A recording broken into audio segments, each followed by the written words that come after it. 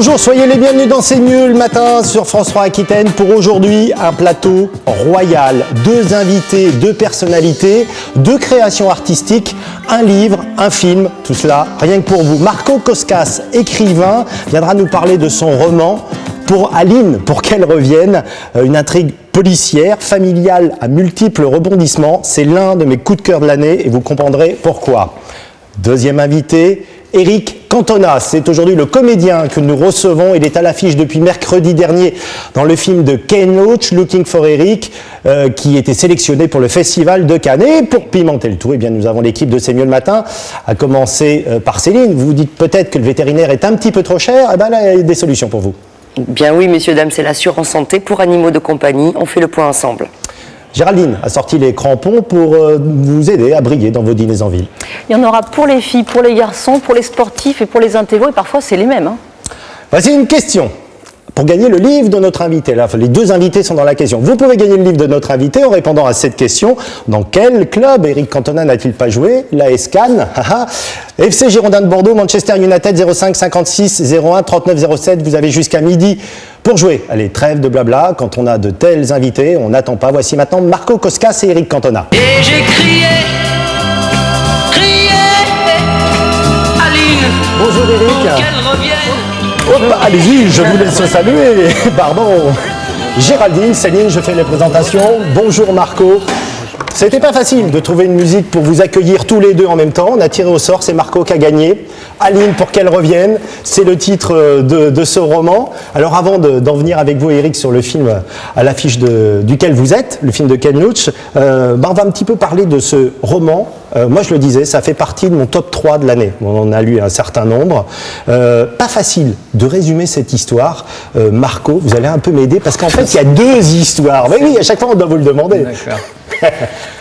Oui, c'est très compliqué à raconter, mais on peut dire en gros que c'est l'histoire à la fois d'une petite fille corse dans les années 60 qui est vendue par ses parents à un voyou de Marseille, et d'un autre côté, de nos jours, l'histoire d'une femme riche, belle et tout, et de sa fille également riche, belle et tout, et qui se dispute au sujet d'un homme. Et donc ces 2 histoires sont racontées alternativement, et à un moment donné, elles font jonction et on comprend le rapport qu'elles ont. Alors ces 2 histoires mélangées vont faire que le lecteur, c'est simple, une fois qu'il a tourné la première page, il ne peut plus l'abandonner. Le jour où vous y mettez, c'est un week-end, hein, sinon c'est pas la peine, vous pouvez plus le lâcher. Il y a intrigue policière, il y a du sexe, il y a des bavures, il y a des histoires de famille, des agents secrets, un trader. Un petit peu quand même. Oh, il fait l'innocent, il y a du sexe. On l'imagine s'amusant en train d'écrire ces pages-là. Est-ce que votre objectif, c'était de créer une addiction chez le lecteur? Ah non, pas du tout. Moi, pas du tout, qui dit. Non, mon objectif, c'était de raconter une histoire parce que j'avais jamais fait d'intrigue. Je me souviens plus très bien comment je faisais avant, mais pour celui-là, je m'étais dit, bon, moi, je sais pas raconter une intrigue, je sais pas faire une intrigue, je sais pas fabriquer une intrigue, donc mon but, c'était de fabriquer une intrigue. Alors, c'est réussi, il faut dire que quand même, dans votre parcours, c'est votre 13e roman, c'est ça? Oui, à peu près, 12e. Oui. Entre 98 et 2006, parallèlement à votre métier de romancier, d'écrivain, vous avez été détective privé, c'est ça? Oui. Étonnant. Oui, parce que j'avais fait un livre auquel je tenais beaucoup, qui s'appelait « J'ai pas fermé l'œil de l'été », et qui était vraiment un livre que j'ai écrit pendant des années, qui racontait une enfance en Tunisie, un monde qui a disparu, tout ça. Bon, bref, et c'est un livre auquel je tenais énormément et qui n'avait eu aucun succès. Et j'en avais vraiment marre, et donc j'ai dit je vais arrêter. Et là j'ai un voisin qui se trouvait être mon propriétaire par ailleurs, qui me dit mais non, mais moi je vais vous apprendre un métier qui rapporte de l'argent. Et il m'a appris à faire détective privé. Mais pas détective privé qui suit les gens dans la rue, plutôt espion.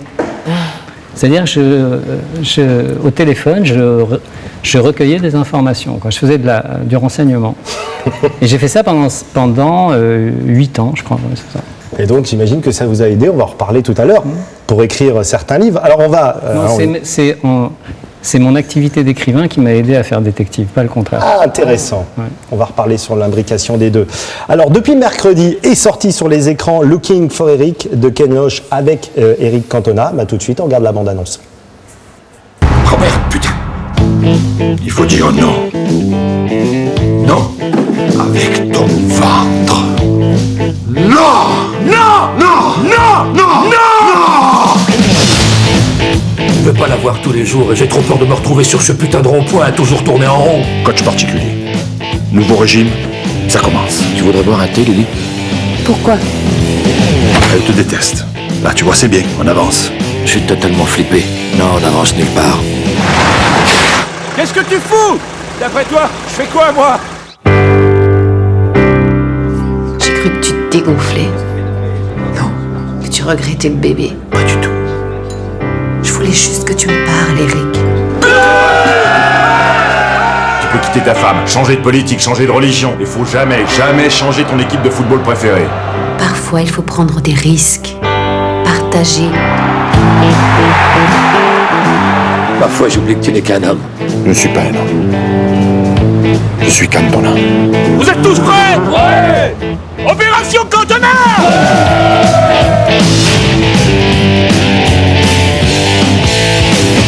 Alors heureusement pour moi, Eric, l'histoire est un peu plus facile à résumer que celle de Marco. Eric Bishop, qui est interprété par Steve Evans dans le film, c'est un postier de Manchester. On peut dire que sa vie elle part un peu à volo, rien ne va. Puis un jour, il regarde le poster de son héros, c'est-à-dire vous, Eric Cantona. Il l'interpelle. Et là, qu'est-ce qui se passe? Après, c'est une relation qui se passe entre lui et moi, mais moi, je suis un peu, la perception qu'il a de moi, quoi. Et en fait, les questions qu'il n'arrive pas à se poser, il a besoin de mettre une image, quoi. Donc c'est à travers moi qu'il se pose toutes ces questions et qu'il essaie de trouver des réponses. Il a un moment vraiment difficile de sa vie. Il a besoin de s'identifier à une personne. Alors, ce qui se passe, c'est qu'en fait, vous lui apparaissez à ce moment-là et vous devenez en quelque sorte son coach personnel. Il va vous retrouver régulièrement, vous allez lui donner des conseils. Et alors, j'ai lu que l'acteur qui avait été choisi, il faut dire que le casting de Ken Loach, comme d'habitude, est extrêmement bien réussi. Il savait que vous étiez dans l'aventure, on va le dire pourquoi, mais apparemment, il ne savait pas que vous jouiez dedans. Est-ce que c'est exact que Ken Loach a voulu le surprendre à la première scène que vous avez joué avec lui? Quand on voit les films de Ken Loach, on a l'impression, alors que c'est des fictions, voire des documentaires, on a l'impression que les gens sont fixés, sont filmés dans leur quotidien, quoi. Et au-delà du génie qu'il est, bien sûr, il y a plein de détails qui nous aident à comprendre un peu pourquoi, quoi. Entre autres, il tourne ses films dans la chronologie, aucun des acteurs dans le scénario. Bon, moi j'avais lu le scénario puisqu'on est coproducteur, mais lui ne connaissait rien, quoi. Il ne savait absolument pas que j'allais apparaître, quoi. Donc il arrive comme ça à capter. C'est-à-dire que moi, on m'avait caché, il est là face au poster, face au mur, et moi je rentre discrètement derrière, et puis je lui parle, et là il se tourne, et il arrive à choper des réactions. Il découvre qu'Eric Cantona joue pour de vrai dans le film, c'est une idée géniale. Plein de moments comme ça. Je pense que le travail... La surprise, elle a marché une fois, c'est tout. Il faut être prêt, ouais. La première scène d'ailleurs où il voit pour cette apparition, quoi. Et donc tout est prêt, il ne faut pas qu'il y ait une merde dans la caméra.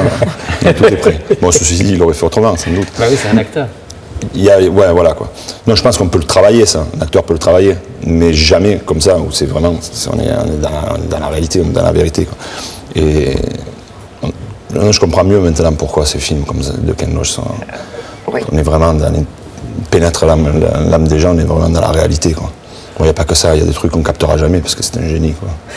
Il faut dire que Ken Loach n'arrête pas de le répéter, sans vous ce film n'aurait jamais existé, parce que vous êtes allé le voir avec des idées autour d'une relation comme ça avec un fan, et en fait il a été séduit par votre idée. Nous, on avait écrit avec mes frères sur 2 pages un résumé de différentes expériences que j'avais eues moi, en Angleterre. Donc on voulait faire un certain genre de film. Quand on est allé voir une production française qui fait ce genre de film, Why Not. Puis on a Pascal Cocheteux, on a rencontré Vincent Marava de White Bunch aussi. On était tous d'accord sur le genre de film qu'on voulait faire. Le premier nom qu'on met sur la liste, c'est Ken Loach. Mais bon, c'était notre rêve, quoi. C'est un rêve un peu fou, quoi. La pire des choses qui pouvaient nous arriver, c'est qu'ils nous disent non, on a demandé le rendez-vous, il a accepté. Prendre des risques. Prendre des risques, ça se dit aussi. Elle a vu le film, hein, Céline. Je me suis régalée. Donc on a rencontré avec Paul Laverty, son scénariste, Rebecca Bryan, sa productrice. Ils ont lu, ils se sont dit qu'à partir de ça, bon après, lui c'est un immense scénariste, Paul Laverty, donc il a besoin de liberté, ou qui a écrit de le savoir, quoi, pour vraiment faire son truc. Il a gardé l'idée générale qui est la relation entre le fan et son idole. C'est vous qui avez inventé l'idée qu'un type est fan de vous et qu'il vous prend comme gourou. C'est ça l'idée? En gros, Non, enfin, vous répondez à ces questions. Ça, c'est le travail de Paul Laverty. Nous, c'était la relation fan-idole. D'accord. Voilà, après, que j'apparaisse comme ça, c'est vraiment c'est Paul Laverty. Et un homme qui est dans un moment un moment difficile dans sa vie. Voilà. Il a gardé ça et après le reste, c'est lui qui a créé son histoire. Il en a fait le film magnifique. Quoi. Alors ce film, il a été présenté à Cannes. Bah, écoutez justement ce que Ken Loach disait à ce moment-là sur Eric Cantona. Il joue sur deux images, celle que le public a de lui et ce qu'il est réellement. C'est pour cela qu'il rit de lui quand il philosophe dans le film et il est très juste dans l'autodérision. Pour les dialogues, Ken Loach et son scénariste n'ont pas eu à chercher bien loin. Cantona a déjà écrit certaines des plus belles répliques de l'histoire du football. Quand les mouettes suivent un bateau de pêche, un chalutier, c'est parce que elles pensent que des sardines seront jetées à la mer. Merci. Eric, entre cette phrase que vous avez prononcée dans une conférence de presse et puis cette réplique qu'on voit dans la bande-annonce « Je ne suis pas un homme, je suis Eric Cantona » et surtout le sourire qu'il y a derrière, on comprend ce que Ken Loach dit quand il explique que vous jouez à l'autodérision. Ça ne doit pas être facile de jouer son propre rôle. C'est certain, mais ouais, on me demande est-ce que c'est pas plus difficile, plus facile, c'est simplement particulier, quoi. Voilà, travailler sur un personnage imaginaire, c'est une chose. Travailler sur son propre personnage, c'est autre chose. Non, c'est particulier. Enfin, c'est une autre forme de travail, quoi. Parce ce qui est fun quand même dans le travail de Ken Loach, c'est que vous jouez pas vraiment votre rôle. Vous jouez la perception qu'a le héros. Perception qu'a le héros. Moi, j'ai eu des séances de travail avec Paul Laverty. Bon, il a rencontré aussi des supporters, tout ça. Après, c'est une part de moi que lui il a su saisir et qu'il avait envie de développer, mais moi c'est la perception. Enfin, le truc c'est que il me semble que c'est l'image que peuvent avoir les gens qu'il a choisi que ce fan a de moi, c'est pas très éloigné d'une part de moi, c'est pas complètement ça heureusement, c'est un peu ça aussi heureusement. Ouais, il vous fait boire, il vous fait fumer. En tout cas Céline, t'as vu le film avec moi, toi moi j'ai passé 2 heures, hein, c'est quand même long 2 heures, hein, c'est rare d'avoir des films aussi longs, on les voit pas passer, on passe par toutes les émotions, émouvant, le thriller, à un moment donné j'étais croquevillée sur mon siège. Et puis on se marre, c'est une comédie sociale, ça fait un petit moment le rire, voilà, pas ri, ça a une dimension. Complet, vraiment. Vous savez que vous l'avez inspirée, Céline? En sortant, elle a dit « j'ai une phrase qui m'est venue pendant le film ». En toute modestie, mais je voulais vous la proposer parce que vraiment elle m'est venue comme ça, à votre façon. Quand une voix s'élève pour chanter la vérité du cœur, c'est souvent du bel canto. Voilà. C'est joli ça. Ça va? Vous l'approuvez? Je vous le. Quand on n'a que l'amour. Vous savez qu'on a une petite surprise pour vous. Est-ce que vous vous souvenez de vos débuts de comédien? Oui. Alors je ne suis pas sûr que ce soit celui auquel on pense. Regardez, c'est un document qui date de 1993. Jetez un coup d'œil. Je connais ça. Vous dites quelque chose?